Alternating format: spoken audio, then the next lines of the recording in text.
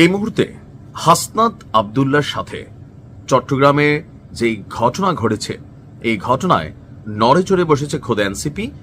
এমনকি অনেকের মধ্যে আতঙ্ক বিরাজ করছে যে গ্যাজেট প্রাপ্ত বীর হাসনাত আব্দুল্লাহকে যদি এই পরিণতি করা হয়, তাহলে আগামী দিনগুলোতে কি পরিণতি হবে বাকিদের।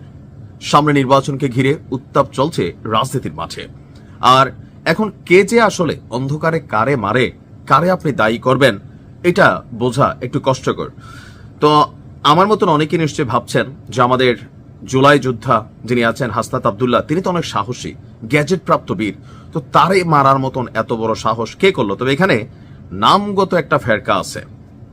হাসনাত আব্দুল্লাহ নামে জুলাই যোদ্ধা বলতে আমরা যাকে চিনি, সারা বাংলাদেশে পরিচিত কুমিল্লার সন্তান, অর্থাৎ দেবিদ্বারের সন্তান হাসনাত আব্দুল্লাহ। বাট চট্টগ্রামে আরেকজন ছেলে আছে হাসনাত আব্দুল্লাহ, আমাদের দেবিদ্বারের হাসনাত আব্দুল্লাহ না, তিনিও চট্টগ্রামের ছেলে, জুলাই যোদ্ধা, এবং কি এই গণঅভ্যুত্থানে আহত এবং গ্যাজেট প্রাপ্ত বীর খেতাব তিনি পেয়েছেন। তার উপর সশস্ত্র হামলার ঘটনা ঘটেছে। গতকালকে রাতে উপজেলার বদুরপাড়া এলাকায় এই ঘটনাটি ঘটে।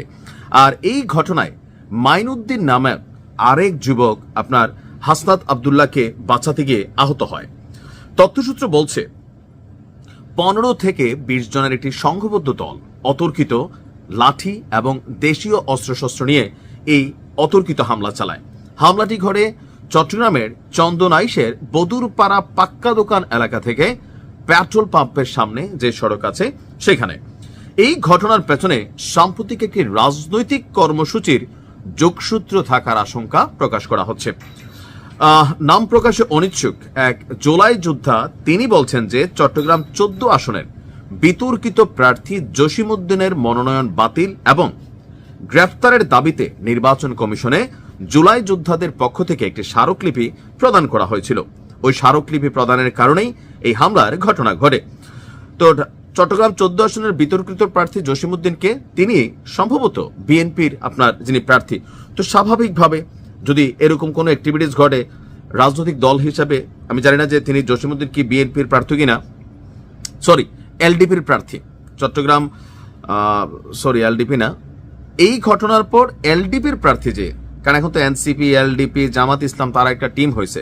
এই ঘটনার পর চট্টগ্রাম 14 আসনের এলডিপি প্রার্থী তিনি বলছেন যে আমি স্পষ্টভাবে মনে করি জুলাই যোদ্ধাদের জন্য এখন বাড়তি নিরাপত্তা নিশ্চিত করা রাষ্ট্রের দায়িত্ব। যারা গণতন্ত্রের পক্ষে দাঁড়িয়েছে তাদের নিরাপত্তা বিঘ্নিত হলে নির্বাচন এবং রাজনৈতিক পরিবেশ কখনোই স্বাভাবিক থাকবে না। আর এই ঘটনায় আইনি পদক্ষেপ নিতে যাচ্ছে হাসনাত আব্দুল্লাহ সহ বাকি যারা আছেন তারা। এনসিপি নেতা এই ঘটনার পর তিনি বলেছেন যে আমার অত্যন্ত কাছের ছোট ভাই, আচ্ছা ঠিক আছে, এই দৃশ্য কোনোভাবে তিনি নিতে পারছেন না।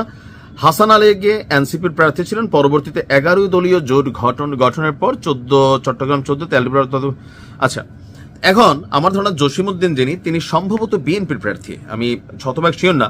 তো যদি বিএনপির প্রার্থী হয়, তো বিএনপির একজন মনোনীত প্রার্থী, সামনে নির্বাচন, এই টাইমে এসে ওনার বিরুদ্ধে আপনারা যদি এরকম স্মারকলিপি জমা দিতে যান, প্রার্থিতা বাতিলের জন্য অ্যাক্টিভিটিস করতে যান, তো ভাই রাজনীতি তো রাজনীতি।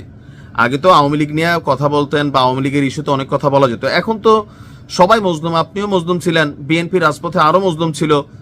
আপনারা তো আজকে হঠাৎ করে অনেকে আছেন যে নতুন করে এখানে সামনে আসছেন, বাট রাজনৈতিক দল হিসাবে বিএনপির নেতাকর্মী আছে, ফেসবুকে বসে অথবা তার প্রার্থীর বিরুদ্ধে কোন রকম ব্যবস্থা নিতে গেলে লোকাল পোলাপেন তো খেপবই।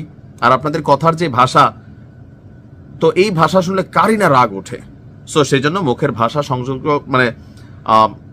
সংযত করতে হবে বলে আমি মনে করি। কারণ এখন নির্বাচন অবস্থান, এই মুহূর্তে কোনো প্রার্থীর বিরুদ্ধে কোনো প্রার্থী বা তার কর্মীরা কোনো অ্যাকশন করলে বিপরীতে যার যে শক্তি আছে সেই করবে। আপনার শক্তি আছে, আপনার স্মারকলিপি জমা দিয়েছেন, তাদের শক্তি আছে মারবে। তো এটা কিন্তু ভাই অল অ্যাবাউট পাওয়ার, ক্ষমতা। সাবধান থাকবেন, সংযত হবেন। ভালো থাকুন।